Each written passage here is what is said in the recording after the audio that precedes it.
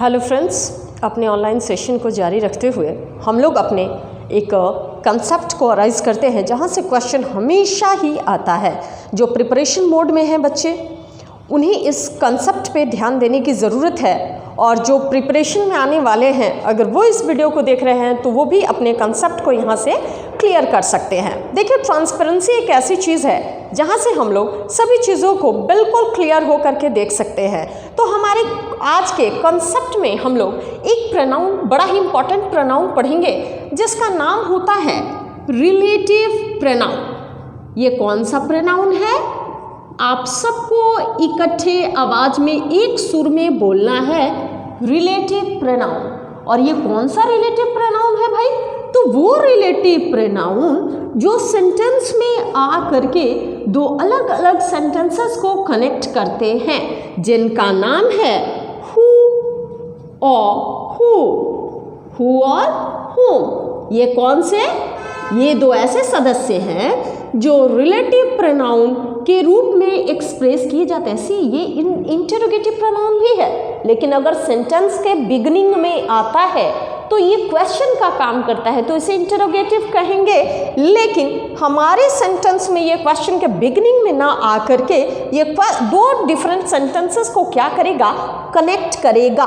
तो कनेक्ट करने वाले प्रोनाउन को क्या कहते हैं हम लोग? Relative pronoun. अब ये रिलेटिव प्रोनाउन के कौन दो सदस्य हैं? हु और whom। हम इनके बीच के डिफरेंस को जानेंगे दोस्तों कि कहाँ पर हमें हु का यूज़ करना है और कहाँ पर हमें whom का यूज़ करना है। ठीक है, अब आपके पास हु और whom के लिए कुछ क्वेश्चंस लिख रहे हैं जहाँ पर मतलब एक बड़ा ही the easiest method to recognize the difference between who and whom हम लोग यहाँ से अपना समझ सकते हैं क्वेश्चंस को। तो ठीक है, पहला क्वेश्चन हम अगर लिखते हैं आपको कि राम आइडेंटिफाइड अ गर्ल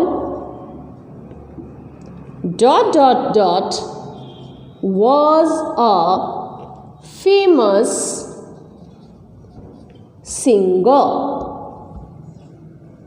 देखिए, ये आपके लिए कंसेप्ट चल रहा है, तो कंसंट्रेशन फुल आपका यहाँ होना चाहिए। Ram identified a girl dot dot dot was a famous singer. दूसरा हमारा क्वेश्चन क्या कहता है? हरी इनवाइटेड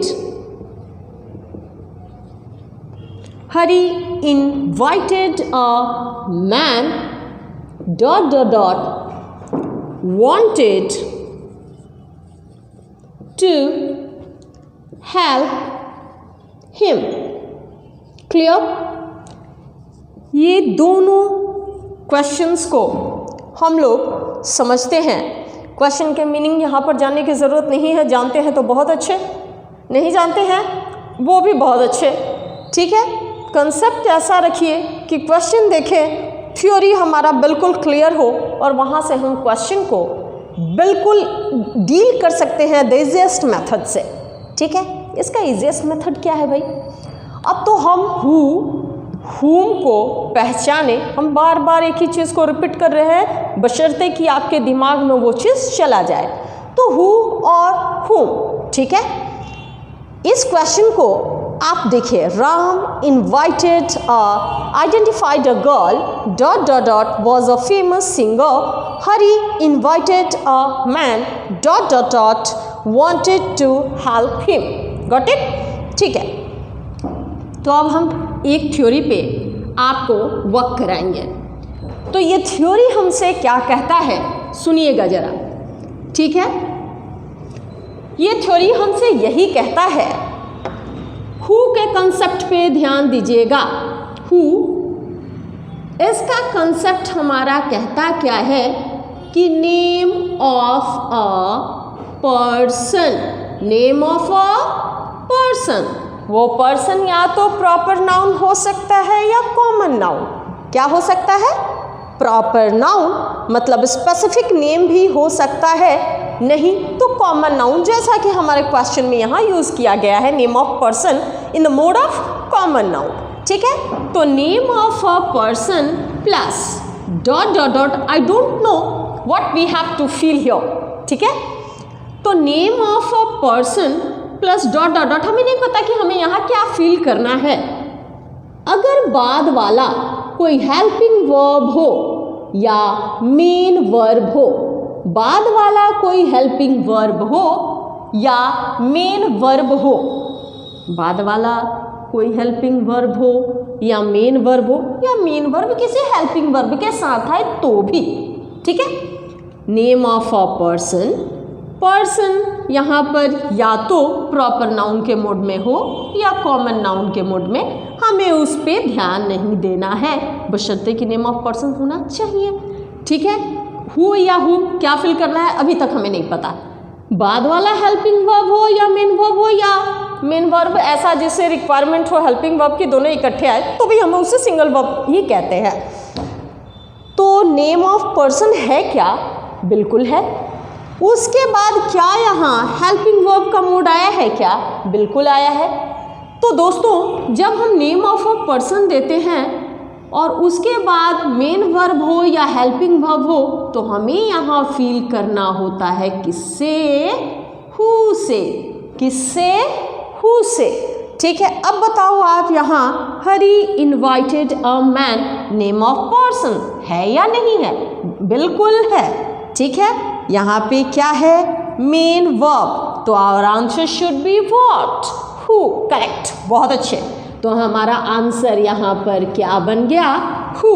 हमारा आंसर यहाँ पर क्या बन गया? हु। तो दैट मीन्स हमारा answer Ram identified a girl who was a famous singer. Clear? Now Hari invited a man who wanted to help him. Clear? Any doubt? एक बार फिर से कंसेप्ट पे चलते हैं। Who, name of a person, nice, very good. Plus who, आने वाला verb होना चाहिए इधर हेल्पिंग वर्ब और मेन वर्ब, हमें उससे कोई दिक्कत नहीं होनी चाहिए और तुरंत हम लोग इस फिलर को किससे फिल कर देंगे? who से। वेरी गुड, बहुत अच्छे। तो इस कंसेप्ट को आप लिख सकते हैं, आपके पास टाइम है 1 मिनट का। Please write this concept.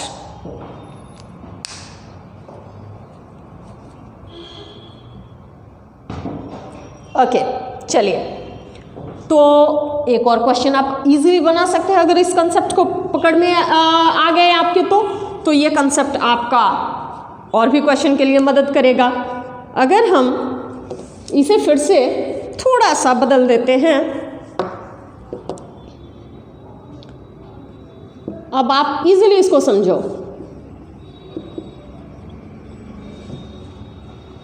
Kalidas was a famous poet. Kalidas was a famous poet. Dot dot dot dot dot dot was known as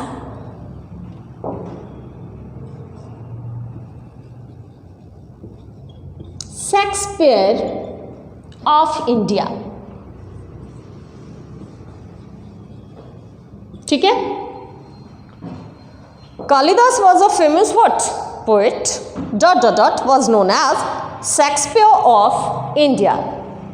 चलिए आ जाते हैं। अभी हमने क्या देखा? Who, name of a person, name of a person, name of a person, ठीक है। उसके बाद हेल्पिंग वर्ब के साथ मेन वर्ब, ठीक है।